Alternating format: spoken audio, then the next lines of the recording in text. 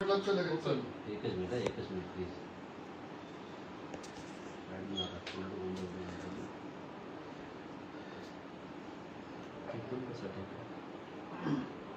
असंच बसणार आहे ना?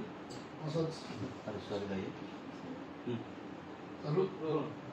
सर्वांचं स्वागत. मी आपल्याला सर्वांनी या ठिकाणी बोलवलं आणि आपण सर्वजण या ठिकाणी आलं म्हणून सर्वप्रथम आपल्या सर्वांचे आभार मानतो. 7 नोव्हेंबरला माझ्या संदर्भातली एक क्लिप मोठ्या प्रमाणामध्ये सगळ्या न्यूज चॅनल्सवरती, सगळ्या सोशल मीडियावरती ती मोठ्या प्रमाणामध्ये प्रसिद्ध झाली, व्हायरल झाली.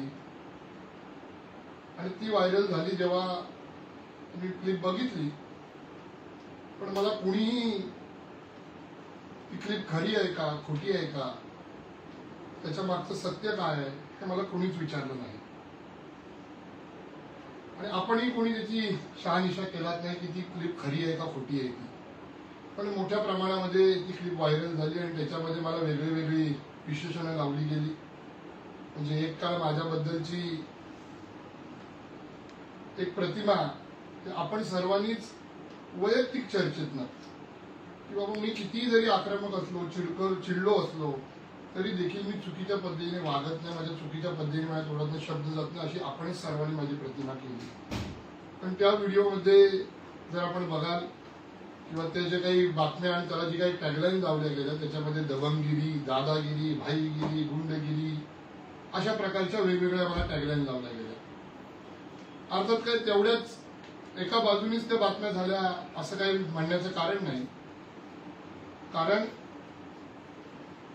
दुसऱ्या बाजूनी काही पत्रकारांनी, काही मीडियानी, काही सोशल मीडियानी माझी देखील बाजू वेगळ्या पद्धतीने जी सत्य काय असेल ती मांडण्याचा प्रयत्न केला, त्यांनी ती मांडली. पण मुळात तिथं झालं काय, खरं काय, खोटं काय हे आपल्यापर्यंत कुठंच पोचलं नाही. आणि म्हणून आजची ही प्रेस त्या ठिकाणी मी घेतोय. मी सुरुवातीलाच आपल्या सर्वांना सांगतो की विजय केमिकल्स लोटे, त्या लोटे मध्ये जी विजय केमिकल्स आहे तिथे त्यांच्या नवीन प्लांटचं काम चालू आहे. मी स्वतः सिव्हिल इंजिनियर आहे. माझी स्वतःची प्रायव्हेट लिमिटेड कंपनी आहे. मी त्या कंपनीमध्ये डायरेक्टर आहे आणि सातत्याने मी कामं करून माझी कंपनी चालवण्याचा मी नेहमीच प्रयत्न करत असतो. मग ती गव्हर्नमेंटची कामं असू देत, नाही तर प्रायव्हेट कामं असू देत, नाही तर प्रायव्हेट कन्स्ट्रक्शन असू देत, हा माझा मी व्यवसाय म्हणून त्या ठिकाणी करतो. आणि त्याचप्रमाणे रितसर मला त्या विजय केमिकल्स लोटेची मी वर्क ऑर्डर घेऊन मी ते काम मिळवलेलं आहे. आणि ती वर्क ऑर्डर आज माझ्या या ठिकाणी हातामध्ये पण आहे की मी ते काम टेंडर भरून मी त्या ठिकाणी ते काम मिळवलं. आता हे काम मिळवत असताना याच कंपनीच्या विजय केमिकल्सच काही महिन्यापूर्वी आणखीन एक टेंडर निघालं होतं, ते डिसमेंटलिंगचं होतं. ते डिसमेंटलिंगचं टेंडर मी कोट केलं. माझा कोट हा हायर साईडला आला. मला न देता त्या कंपनीने लोअर साईडच्या ज्या व्यक्ती होती, जी कोणी टेंडर होता, ज्याची कोणाची बीड होती, त्याला ते काम दिलं.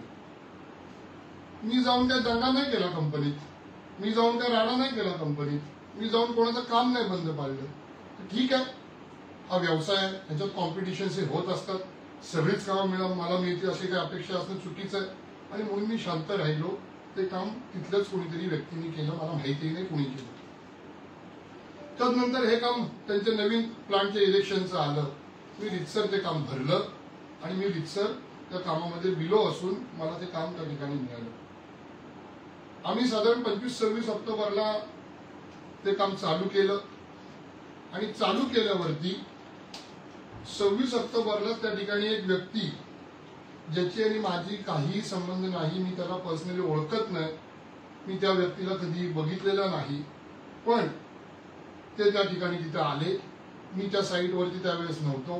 माझा इंजिनियर दर्शन शिंदे हा ती साईट बघतो, ती सांभाळतो, तो तिथे होता. तो तिथे आला, त्यांनी चौकशी केली की हे काम कोणाचं आहे, कोण करतंय, कसलं काम आहे, वगैरे वगैरे वगैरे.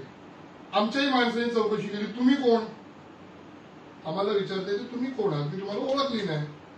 म्हणून त्यांनी नाव चौकशी वगैरे केली, त्यांनी सर्व काही विचारून घेतलं, तो विषय तिथं झाला. तदनंतर आमचं काम चालू झालं आणि साईटवरती जो काही डंपर आमचा येत होता, माल घेऊन येत होता, मटेरियल घेऊन येत होता, त्या डंपरला दुपारी साधारण 12-12:30ची वेळ असेल, त्या डंपरला अडवण्यासाठी हीच सचिन ताते नावाची व्यक्ती त्या ठिकाणी आली. ड्रायव्हरला अडवलं. ड्रायव्हरने आमच्या इंजिनियरला सांगितलं, बाबासाहेब असं असं अडवतंय. दर्शन शिंदे तिथं गेला आणि त्यांनी विचारलं, तुमचा काय संबंध डंपर अडवायचा, का अडवलाय? त्यांनी थोडीशी अरेरावीची भाषा केली, त्यांनी दादागिरीची त्या ठिकाणी भाषा केली, त्यांनी आम्ही कसे स्थानिक आहोत ह्याची भाषा केली आणि हे काम बंद करायचं, हे काम करायचं नाही, अशा प्रकारची अरेरावी त्यांनी केली. माझ्या इंजिनियरने सांगितलं, बाबांनो तुम्ही माझ्याशी बोलण्यापेक्षा तुम्ही आमच्या साहेबांशी बोला, ते तुम्हाला काय असतील ते तुमच्याशी चर्चा करतील, तुम्हाला जर त्यातलं काही काम पाहिजे असेल तुम्ही त्यांच्याशी बोला. त्यांनी सांगितलं काम वगैरे काय नाही, ते काम ताबडतोब बंद करायचं, काम कोणाचंही असू दे, तुझ्या मालकाला सांग मला फोन करायला. ही त्यांची अशी उर्मटपणाची भाषा होती. मला माझ्या इंजिनियरने सांगितलं, म्हटलं दुर्लक्ष कर, असे कोणीतरी येतील नाटकं करतील, तू लक्ष देऊ नकोस.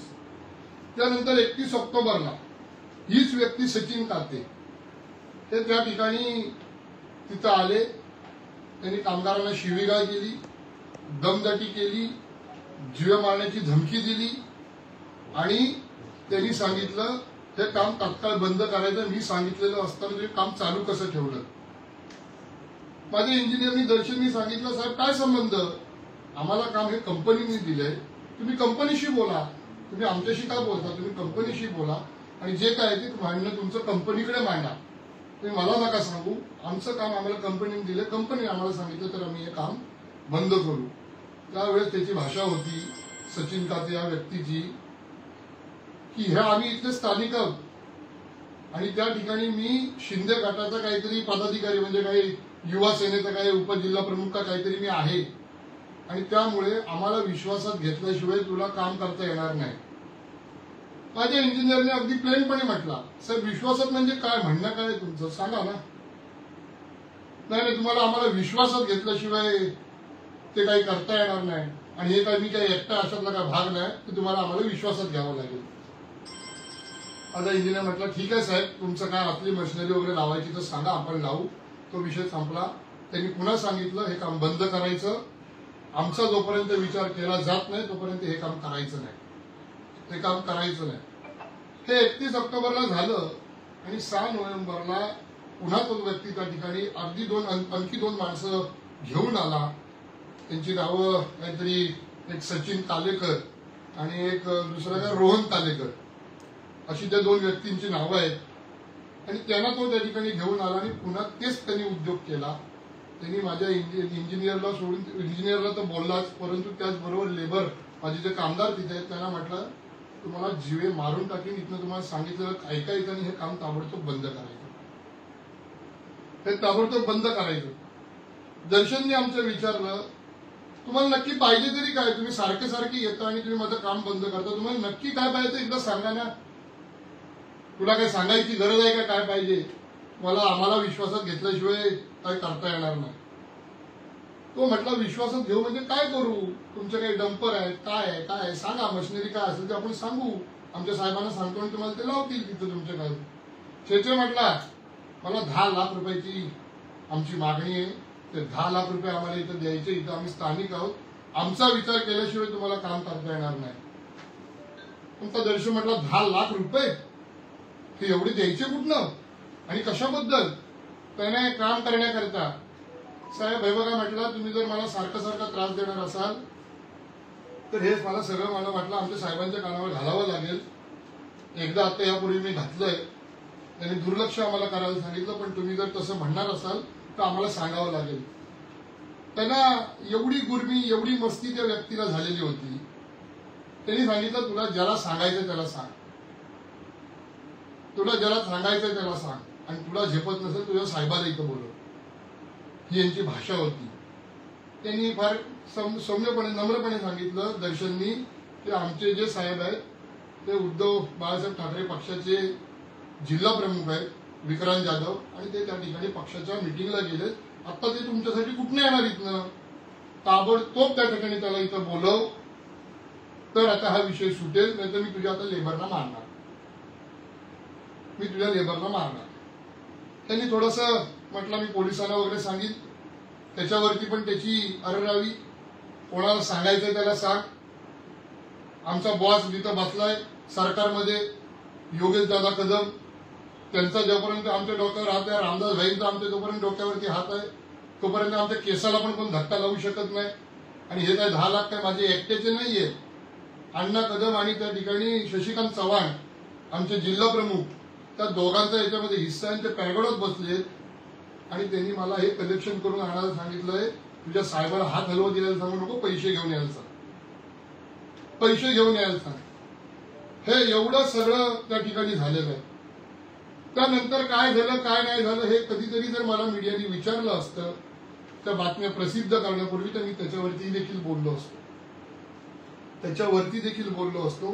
परंतु आता फार काय त्याच्याबद्दल मला काही बोलायचं नाही. पण मी पण एक शिवसैनिक आहे. माझ्या वडिलांनी आमदार भास्कर जाधव साहेबांनी मला एक शिकवण दिलेली आहे की शांत राहा, नम्र राहा, याचा अर्थ गप्प राहा असं नाही. माझ्याकडे जर का कोणी मंत्र्यांची नावं सांगून, त्यांच्या काकांची नावं सांगून माझ्यासारख्या व्यक्तीकडे जर का कोणी खंडणी मागत असेल, तर मी काय खंडणी बांधून गप्प बसू का, मी शांत बसू का? माझ्या रक्तात ते नाही. अण्णा कदम आणि शशिकांत चव्हाण आमचे जिल्हा प्रमुख, त्या दोघांनी मला ताबडतोब तुमच्याकडनं 10 लाख रुपये घेऊन यायला सांगितले. ते पॅगोडात त्या ठिकाणी बसले, पैसे घेऊन ये ते मला त्यांनी सांगितलं. म्हणून मी आलोय, तुझ्या साहेबाला पैसे घेऊन यायला सांग. म्हणजे कामं करायची नाहीत, स्थानिक म्हणून त्या नावावरती ह्या खंडण्या वसूल करायच्या, त्याला अभय आणि त्याला बळ हे इथल्या राज्यकर्त्यांनी द्यावं. हे कितपत योग्य आहे, हे कितपत योग्य आहे? वास्तविक त्या शिंदे गटाच्या पदाधिकाऱ्यांकडनं आणि विशेष करून योगेश कदमांच्या कार्यकर्त्यांकडनं ह्याच्या पलीकडे वेगळी अपेक्षाच असू शकत नाही जनतेची.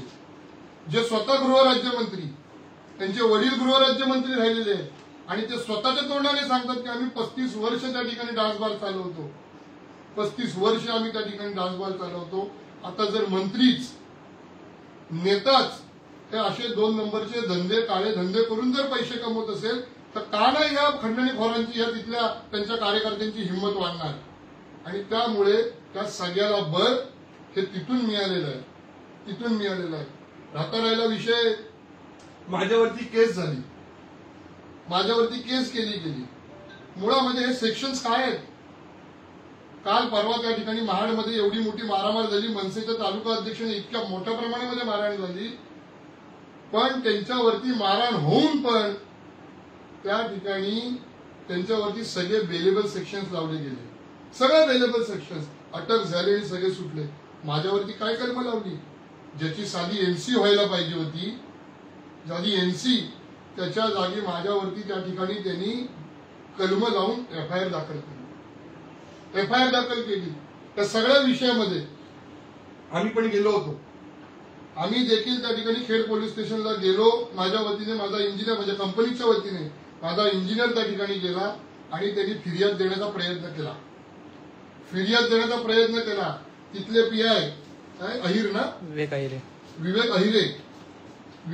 तिथले पीआय यांनी, त्यांच्याकडे जेव्हा आमची लोक गेली, म्हणजे माझा इंजिनियर गेला फिर्याद द्यायला, सगळी फिर्याद लिहून घेतली गेली, सगळी फिर्याद.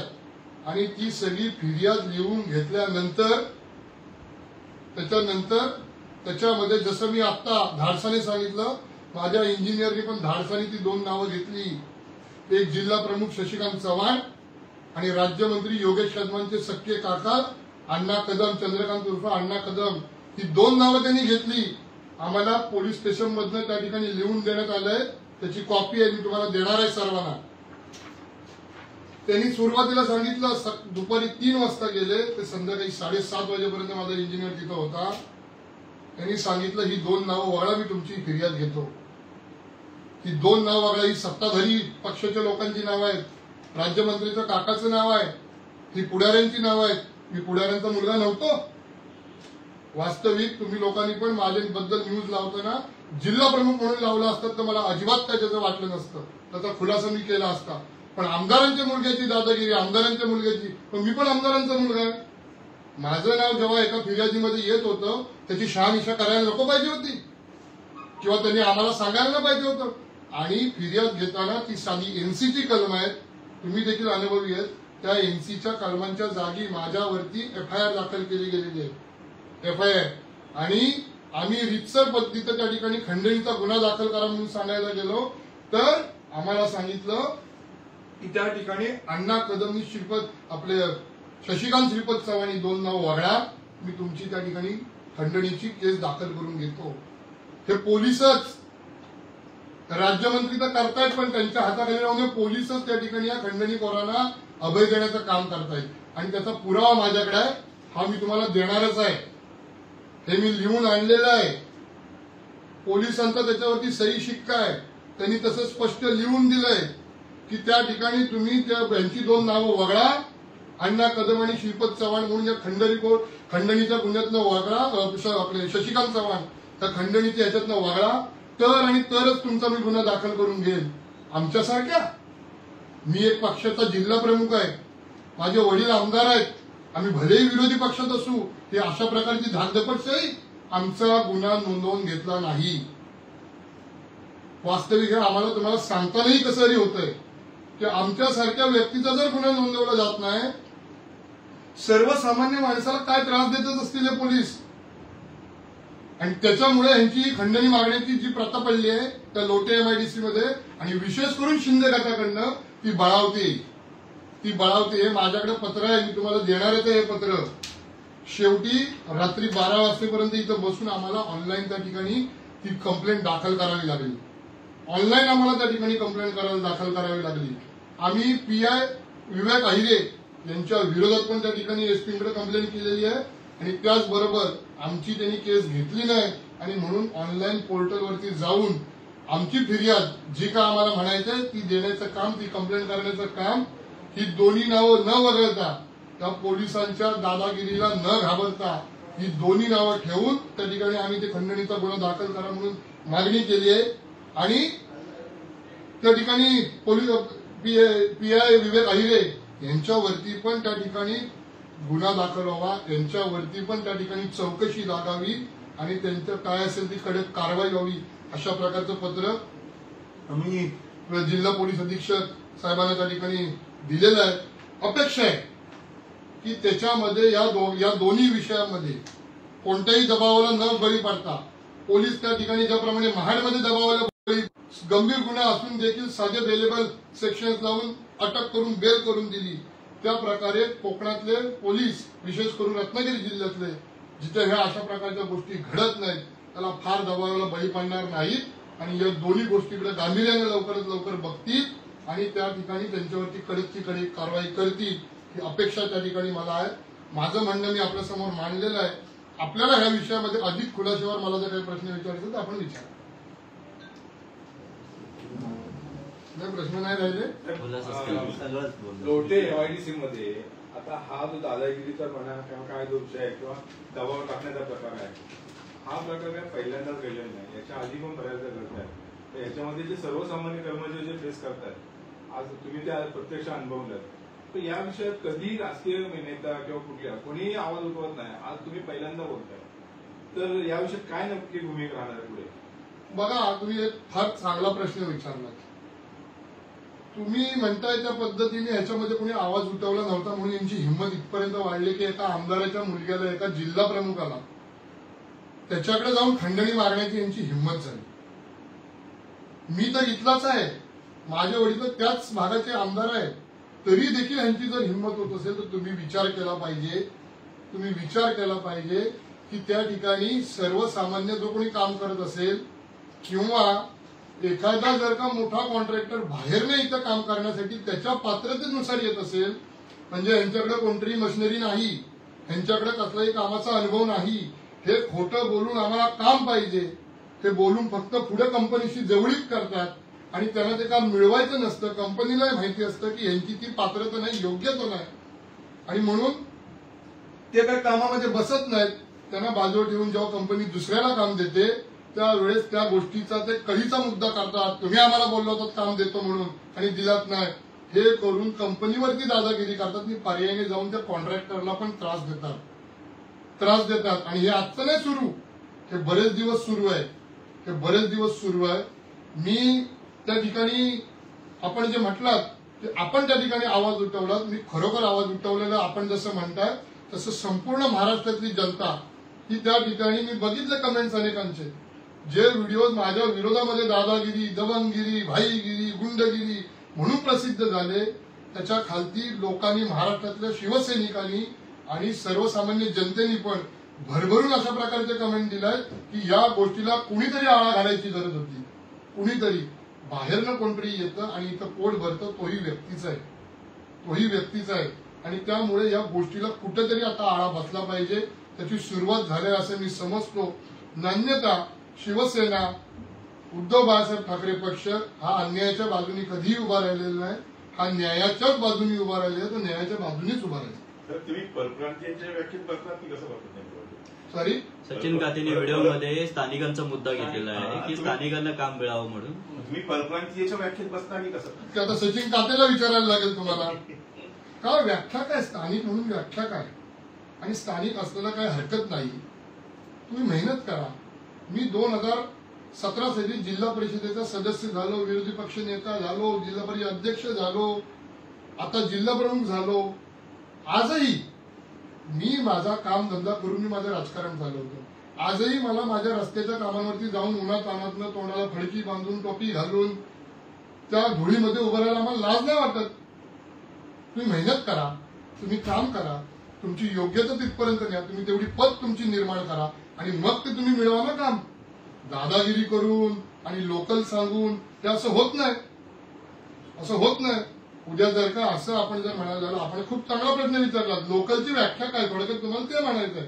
तुम्ही पण जर परप्रांतीयांच्या ह्याच्यामध्ये जाऊन तुम्हाला बसवत असतील ही लोक, तर लोकलची व्याख्या काय हा तुमचा खरा प्रश्न आहे.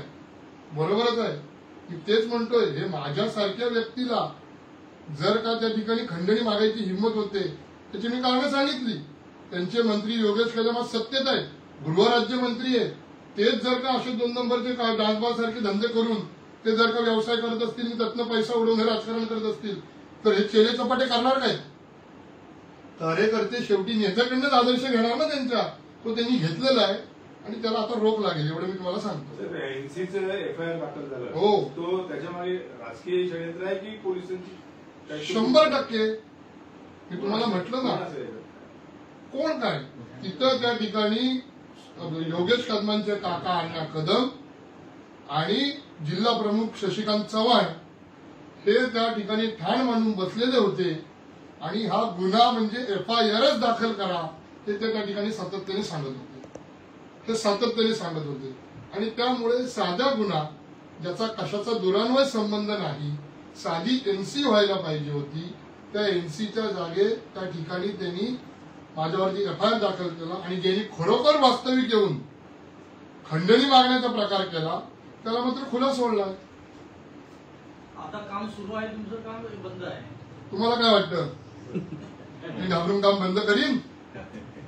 काम जोरात सुरू आहे, काय काळजी करू नका. ठरलेल्या वेळेत काम कंपनीला पूर्ण करून देतो मी. पण साहेब, सहसा तुम्हाला भटकत नाही, कोणावरती रागवत नाही, आणि त्यावेळेस तो व्हिडिओ जो आहे व्हायरल झालेला आहे त्याच्यामुळे तुम्ही भटकलेले दिसताय आणि एकदम समोर धावून जाताना देखील दिसताय. नेमका प्रसंग होता, काय होता तो? आता त्या विषयावरती तुम्ही मला पहिलंच जर विचारलं असतं तर मी त्याच्यावरती बोललो असतो. मी सचिन कातेंची फिर्याद वाचली, त्याच्यात पण त्यांनी मेन्शन केलंय का मला हाताने चापट मारली म्हणून. आता त्यांनी मेन्शन केलंय, त्यांनी फिर्याद दिलेली आहे आणि त्या ठिकाणी माझ्यावरती एफआयआर दाखल झालेला आहे आणि त्यामुळे आता मी त्यांची फिर्याद पोलिसांनी खरी मानलेली आहे. त्यामुळे आता मी त्या विषयावरती फार काय बोलण्यासारखं राहिलेलं नाही. मला सुरुवातीला विचारलं असतं तर मी त्या विषयावर भरभरून बोललो असतो त्या व्हिडिओवरती. अशाच नवनवीन घडामोडी पाहण्यासाठी 24 न्यूज चॅनलला आत्ताच सबस्क्राईब करा, शेअर करा आणि बेल आयकॉनला प्रेस करायला विसरू नका. आणि हो, तुमची प्रतिक्रिया देखील कॉमेंट बॉक्समध्ये नोंदवा.